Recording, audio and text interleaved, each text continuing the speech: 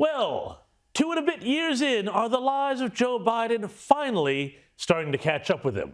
With the American economy cratering, energy prices at record highs, watch out Australia, we're next, and no one believing that any of this is really simply the fault of Vladimir Putin or Donald Trump or racism or climate change or whatever the current thing is this week, maybe monkeypox, people are starting to look at the man who is, sorry, let me try this with a straight face, the man who is in charge of the Oval Office.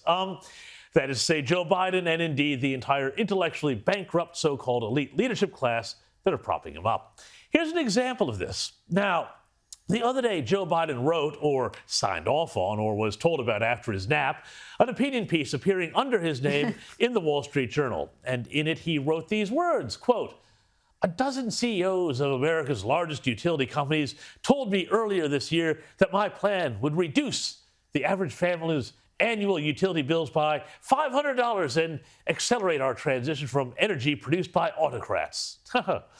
Well, not so fast.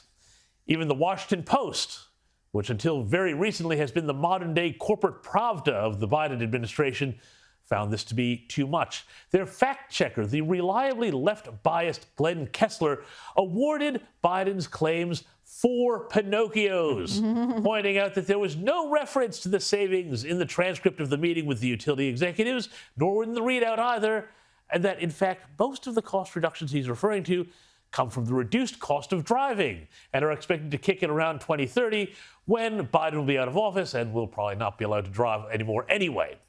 Anyway, in the meantime, though, high energy prices are actually a feature, not a bug for Joe Biden and the Democrats. Have a look at this.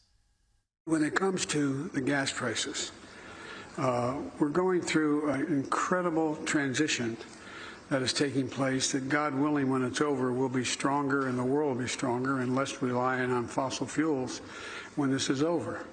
This is going to be a haul. This is going to take some time.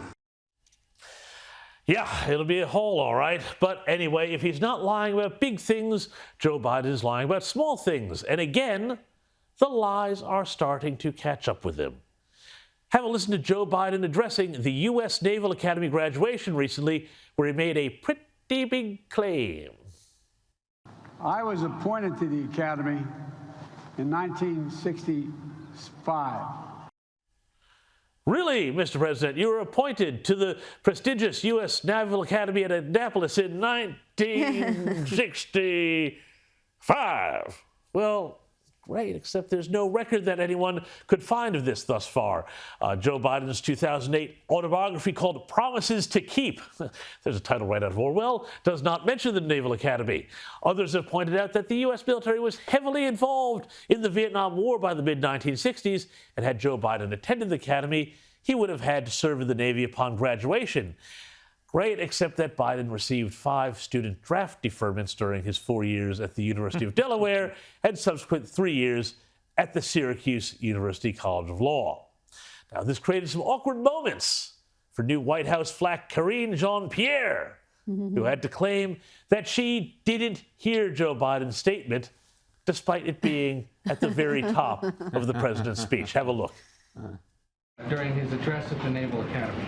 The president was born in 1942, graduated from the University of Delaware in 1965. In his address, he said he was appointed to the Naval Academy in 1965. Was he? Was it in 1965? So I did not hear that part of the speech, so I would have to. Okay, I did. I missed. A lot of writing about it. I hear you. I hear you. I have not. I need to read it myself and just go back and see what you're talking about exactly. I can't speak to it right now. Yeah, she can't speak to it right now. I don't know. It's all too hard for her. Anyway, I don't know what is scarier, when Biden and his lackeys are lying or when they are not. Now, have a listen to Joe Biden's hand-picked Treasury Secretary, Janet Yellen, admitting what everyone else has known for months about inflation after being questioned by, of all people, CNN's Wolf Blitzer, someone else who has never shied away from carrying water for the Biden administration. Is it a mistake, Madam Secretary, to downplay this inflation risk? Did that contribute to the problems we're all seeing right now? Well, look, I think I was wrong then about the path that inflation would take. As I mentioned, there have been unanticipated and large shocks to the economy that have boosted energy and food prices.